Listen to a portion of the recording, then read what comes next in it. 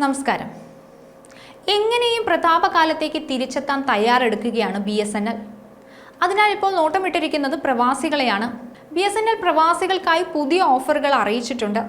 UAE-യിൽ മലയാളികളായ പ്രവാസികൾക്കായി പുതിയ പദ്ധതി പ്രഖ്യാപിച്ചിരിക്കുകയാണ് BSNL നിലവിൽ. നാട്ടിൽ ഉപയോഗിച്ചുകൊണ്ടിരിക്കുന്ന BSNLന്റെ സിം കാർഡ് ഇനി UAE-യിലും ഉപയോഗിക്കാനാകും. പ്രീപെയ്ഡ് പോസ്റ്റ്പെയ്ഡ് സിം കാർഡുകൾ ഇത്തരത്തിൽ ഉപയോഗിക്കാൻ സാധിക്കുമെന്നാണ് പുറത്തുവരുന്ന വിവരം. ഇതിനായി പ്രത്യേക റീചാർജ് ചെയ്യണമെന്ന് BSNL അറിയിച്ചിട്ടുണ്ട്. രാജ്യത്ത് ആദ്യമായി കേരള സർക്കിളിലാണ് ഈ പദ്ധതി BSNL നടപ്പാക്കുന്നത്. ഈ സൗകര്യം ലഭിക്കുന്നതിനായി 90 ദിവസത്തേക്ക് 167 രൂപയും 30 ദിവസത്തേക്ക് 57 രൂപയും നിരക്കുള്ള പ്രത്യേക റീചാർജാണ് ചെയ്യേണ്ടത്.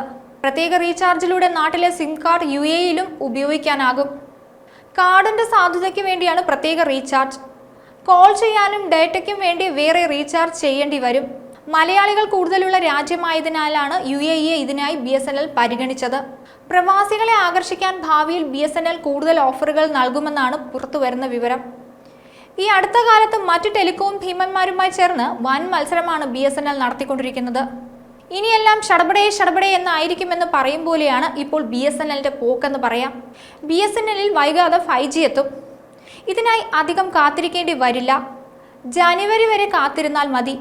അടുത്ത വർഷം ജനുവരിയിൽ മകരസംക്രാന്തിയോട് രാജ്യത്ത് 5G സേവനങ്ങൾ ലഭ്യമാകുമെന്നാണ് പുറത്തുവരുന്ന വിവരങ്ങൾ സൂചിപ്പിക്കുന്നത്. ജിയോ, എയർടെൽ, വോഡഫോൺ എന്നീ ടെലികോം കമ്പനികൾ ജൂലൈയിൽ നിരക്കുകൾ കുത്തനെ വർദ്ധിപ്പിച്ചിരുന്നു. ഇത് ഉപയോക്താക്കൾക്ക് കടുത്ത തിരിച്ചടിയാണ് നൽകിയത്. മൊബൈൽ റീചാർജ് ചിലവ് വർദ്ധിച്ചാൽ സ്വാഭാവികമായും പ്രതിമാസ ചിലവ് വർദ്ധിക്കും. ഇതേ തുടർന്ന് BSNL നിരക്കുകൾ താരതമ്യേന കുറവാണെന്ന് റിപ്പോർട്ടുകൾ പുറത്തു വന്നിരുന്നു. പിന്നീടങ്ങോട്ട് വലിയ രീതിയിലുള്ള മൊബൈൽ നമ്പർ പോർട്ടിംഗ് നടന്നതായിട്ടാണ് റിപ്പോർട്ടുകൾ പറയുന്നത്. റീചാർജ് പ്ലാനുകൾ ചിലവേറിയതോടെ ഇത് പലരെയും BSNL-ലേക്ക് തിരിച്ചെത്തിച്ചു.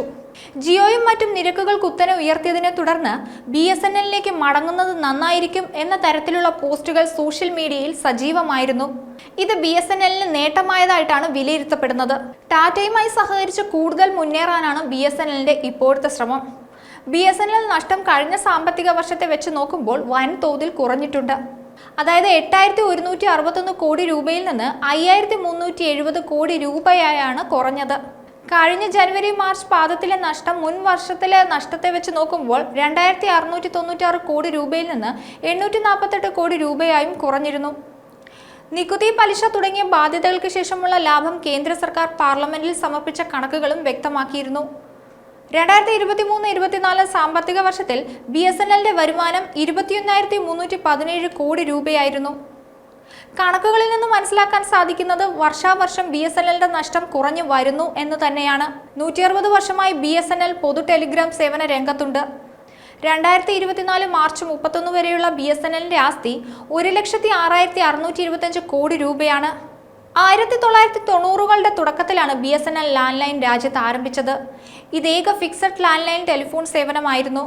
സർക്കാർ ഉടമസ്ഥതയിലുള്ള സ്ഥാപനമായ BSNL, MTNL എന്നിവയ്ക്ക് മാത്രമേ രാജ്യത്ത് ലാൻഡ് ലൈൻ ഫോൺ സേവനങ്ങൾ നൽകാൻ അനുമതി ഉണ്ടായിരുന്നുള്ളൂ. എന്തായാലും BSNL പ്രതാപകാലത്തിലേക്ക് തിരിച്ചു വരാനുള്ള തയ്യാറെടുപ്പിലാണ്. ന്യൂസ് ഡെസ്ക്, ഈനാട് മലയാളം.